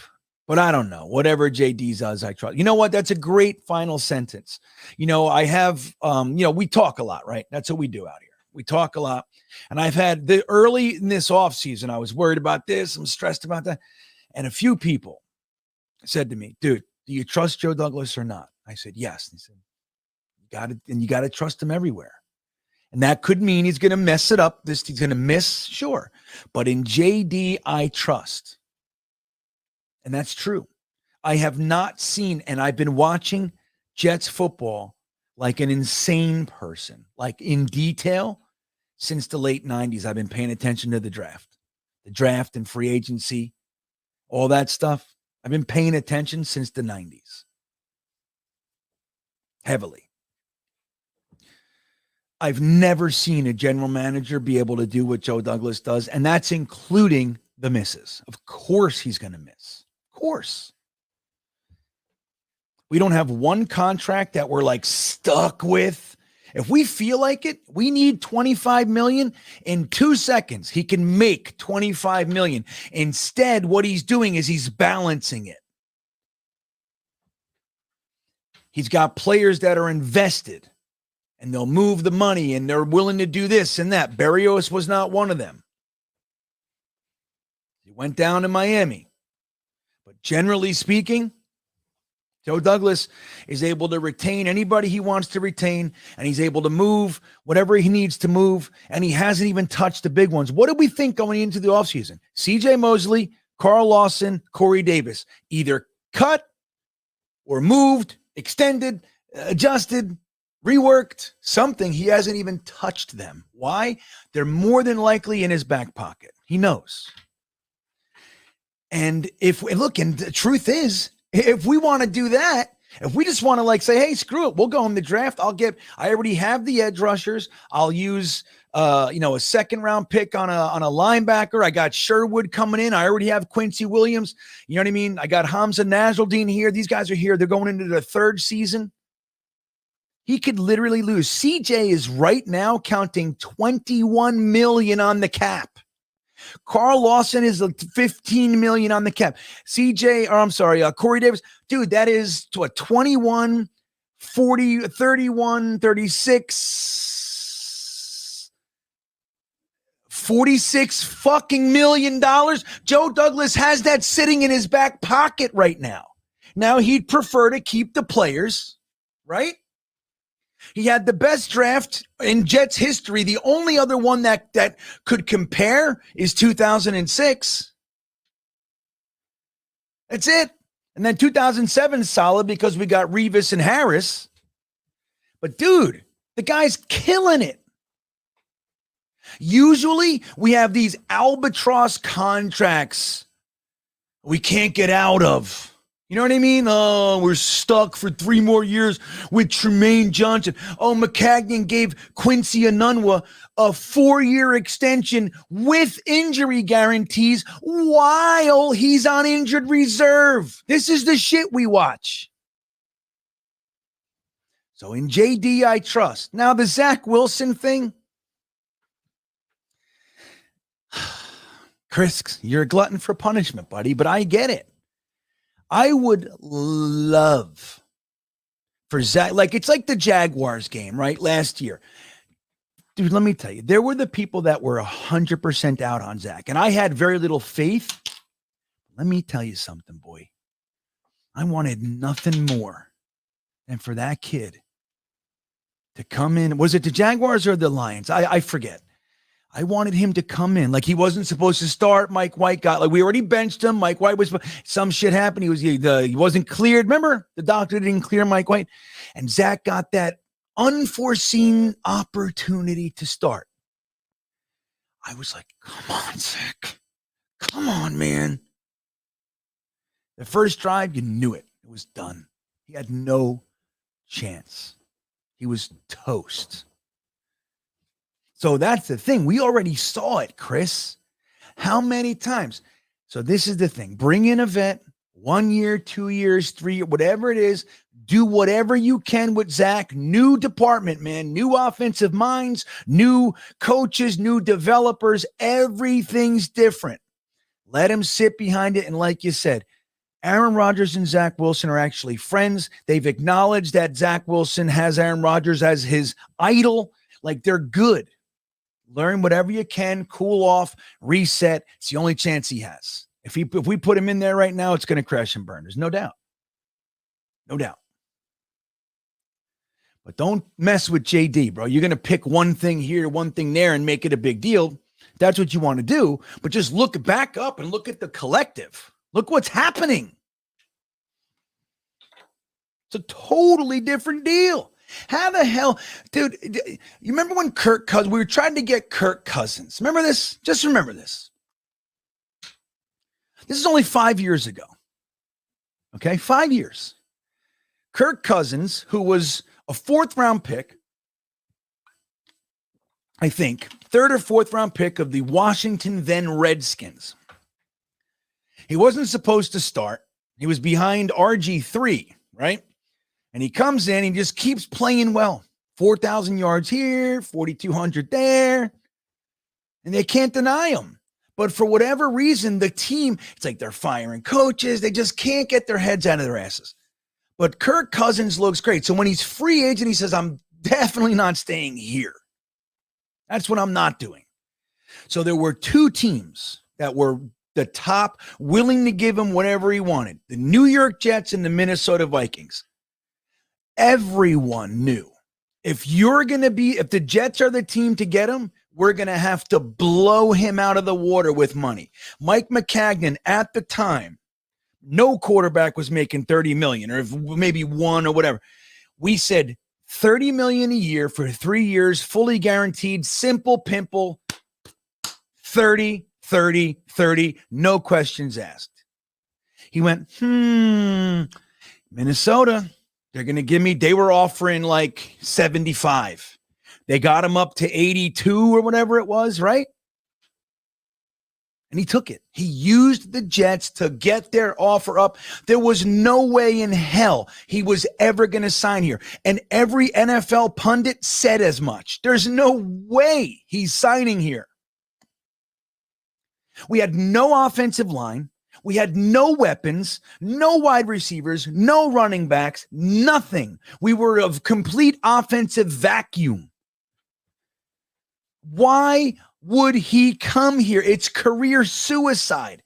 This year, everyone is saying when free agency was starting, Carr, Garoppolo, Aaron Rodgers, the Jets are the number one most attractive spot for these quarterbacks this year. If the Jets want someone, they're going to get them because they're the number one spot. That's what, by and large, most people are saying. The only reason we're getting negative press now is because the mainstream media hates Aaron Rodgers because he won't give them anything. That's what it is. All it is. They're writing negative articles about him because they hate him because he won't give them the scoops. That's it. They're petty and small. Yeah, Leo. All right, buddy. You got the shirt. Right on. Leo, who won the shirt 2 Thursday thickabits ago. And the truth is, I thought I sent it and I never hit send. It was just the whole order was sitting in there. I'm like, I went to check it and I'm like, oh, it was like 5-6 days later. I'm like, oh shit. I wrote him. I said, dude, I'm sorry.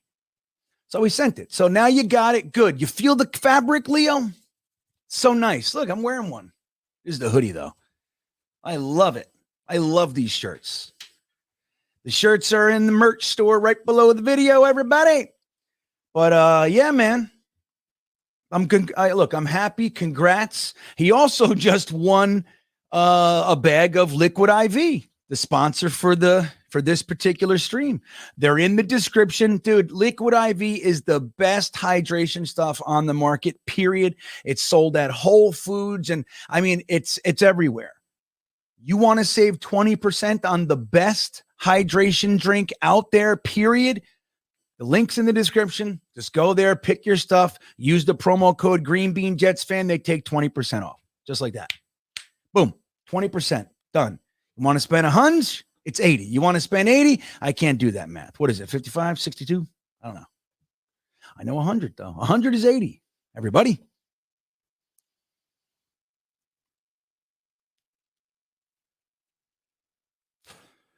Yeah. All right. Let's see what else we got here. Let's see. Hey, Jonathan. But congrats, Leo. Congrats. You're a good dude and you deserve it. You keep winning because that's your energy. Oh, there he is again. Hey, Leo, what's up? I really want to get Calais Campbell. Any chance? Hell yeah. There's a chance. I don't know if we want him. You know, he's older, but he could be great. Just replace Rankins. But that's the thing. Like, if you're going to pay Calais Campbell, what does he want? Does he want $10 million? Because if you were, then continuity would trump it, in my opinion. But I mean, yeah, I don't know, paying Rankins 10.5 is a lot. But I mean, what does he want? Calais Campbell. You know what I mean? What does he want, Leo? I think it's a great idea. Great move. I saw Rob. Wait. Hold on. Bullseye. There you go. I saw you were asking about Byard as well. I like Byard. I just got to get to the super chats, you know, Rob. But Yeah, I mean, again, it's all about the money, man. For me, with these guys, right now we have two strong safeties. You can save 7 by cutting Whitehead, but look, last year again we wanted to get rid of Sheldon Rankins. His second year in the system, he was significantly better. Do you want to give that up? I mean, just keep giving up on dudes after 1 year? Maybe. I don't know. Maybe it's not always the case. It's good. They're not over here and yes over here. Maybe that's the case. But saving that 7, if you can get somebody like Bayard for less. Yeah, 'cause now you got Clark at strong and you got Bayard at free. And now you got something, because let's not forget, man, we have one of the best cornerback trios in the entire league. So you could just get solid, consistent play from your background. Like if you're going single high, you want a guy that can sniff the ball out. You want a guy that can come away with 5 picks. You know what I mean? 6 picks, something like that. And Chuck Clark, the reason we got him is because we're sick of people missing tackles. That's what it is. He's among the best tacklers in the league. That's what he's doing here, right? Chris checking back in. Dude, Chris, you're buying you're buying dinner tonight, buddy. I spent $90 on Italian food in Virginia, which is a no-no. I want you to know that. Big no-no. My cousins came down from Mendham. They came down all the way to Richmond. Their daughter's playing soccer in Richmond, so we went out to dinner. They picked an Italian place, and me and my wife went, okay, it was fucking banging. What a great, we found a good one, man. Good Italian food. Hey, I had pork marsala dish with a shrimp and prosciutto, whatever. It's great. I never had pork marsala before. It was fucking wonderful. Anyway, I paid nice. So anyway, I'm just saying, Chris, you're buying my dinner, man. So thank you. You're a good dude. Could be false. I heard somewhere that Lawson would be willing to split his contract into 2 years. Heard a little while ago at the beginning of A-Rod. I would be delighted with that. Could you imagine taking that 15, making it, well, it's 15 and a half. So let's say, what is that? 7 3/4. So you 7.75 for 2 years. Come on. I would do that in a heartbeat.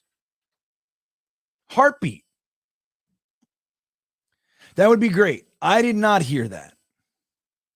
That may have just been like someone speculating, right? That's what it might have been. But all right, guys, let's start to wrap this up. Jetsfan 4 says Campbell's going to want $5 to $7 million. All right, get him for $5 million. How old is he? Let me take a look. I don't know off the top of my head. Let me see. Calais Campbell. Oh, wow. Yeah, dude. He came in 2008.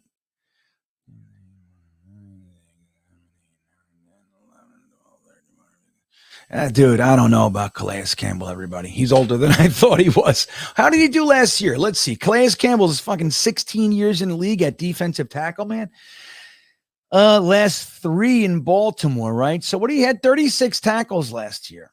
4 tackles for a loss. 14 quarterback hits.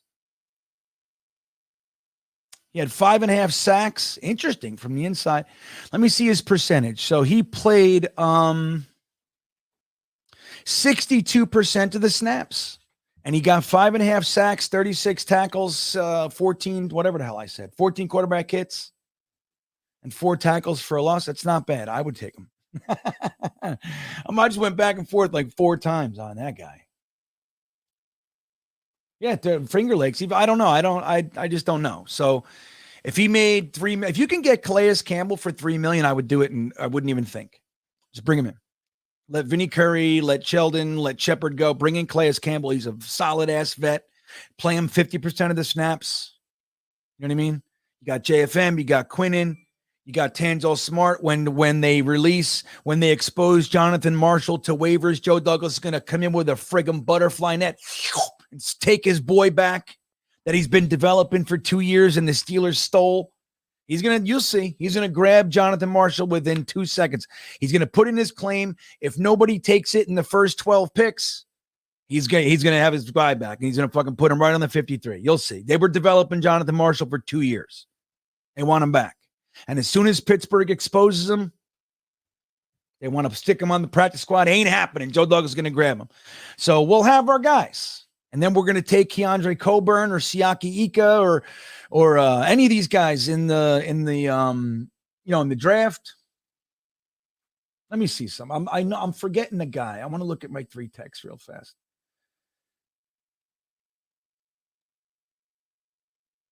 No, he was, Zach. All right. No, that's not the guy I'm thinking of, though. Maybe I got it on this one. Maybe I got to look at the ones. Hold on. Mazzie Smith. That's who I like. That's my sleeper ish. Thanks, Rob. I see you, buddy. Rob V. 2 to 5. Yeah. Right. 2 to 5 is a strong long blow. I mean, see, FM again doesn't blow. Not great anymore. Doesn't blow. He had 5.5 sacks, 36 tackles, 4 tackles for a loss, 14 quarterback hits on 60%, 62%. It's good. Solid, which is what you're looking for in your rotation. You want a guy who comes in and he's not a weakness. That's what you're looking for. Hey, Fresh, what are you doing over there? All right, guys, I got to get out of here. I still got to record and edit my damn podcast for you guys tomorrow, man. You guys got to let me go. All right, so I told my wife 1 hour, and here I am at 2. I suck. I suck at this. This is what happens, Jennifer, with a wordy fella, gift of gab. I'd like to have Quan. Well, Quan's going to want too much. And he played 48. Quan, I do a whole thing on him. Well, Quan is our player profile for this week because number 9. So we're going to dig into Quan. I don't want to do it now. Gift of gab, Jennifer. There it is. Coburn or Mazzie, Rob. I'm with you. That's my guys. That's my secret little love affairs for this draft. All right, guys. Well, listen. Have a great rest of the day. What should I play for you? I don't even know what this is. Let's play Jets Pod 86 clip. What do you think? Jets, so we're at 109. Let's play Pod 86. I have no idea what it is. Guys, have a great rest of your Sunday. I'll see you tomorrow. GreenBean's Jets Pod episode 109 will be released in the morning to the general public. It'll be out in a couple of hours to the beanbaggers. You guys can see it tonight. And again, thank you for all your support. And let's get it. Aaron Rodgers is coming this week, everybody. Have a great night. You can say, just like in Cleveland, they said it was a miracle. The Jets needed a miracle. Baloney, man. It was 14-14 at the half. We drove down their throats numerous times. We fumbled on the 10-yard line. Like, give me a break. We were in the game the whole time. We saw an opportunity with 2 minutes left, and we took it. That's what happened. We took your lunch. Cleveland Browns. Well, we did the same thing to the Pittsburgh Steelers. Kenny Pickett, who they brought in the second half, and we've seen this so many times. They bring in the new guy. We saw it with Baker Mayfield. We saw it with Kyle Pitts. They bring him in, and he's the hero. Kenny Pickett, who's a punk, by the way. Laughing, he's jawing with our team. He's a rookie. He's out there. He thinks he's this, that, and the other thing. Well, guess what? He ends up throwing 3 interceptions, and he kind of didn't look so good the rest of the game, okay? After he kind of ran in a touchdown, looked like he was going to be the hero. Not so much, because he's a punk, and punks always pay, and that's the way it is.